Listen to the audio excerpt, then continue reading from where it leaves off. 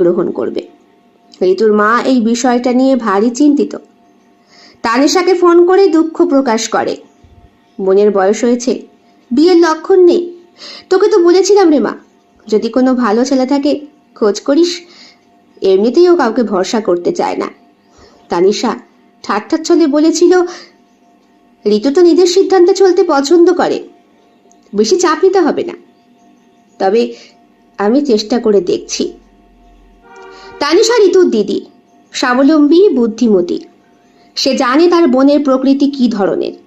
তাই মায়ের কথাগুলো শুনে তানিশার মনে এই মজার খেলার সূচনা ঘটে।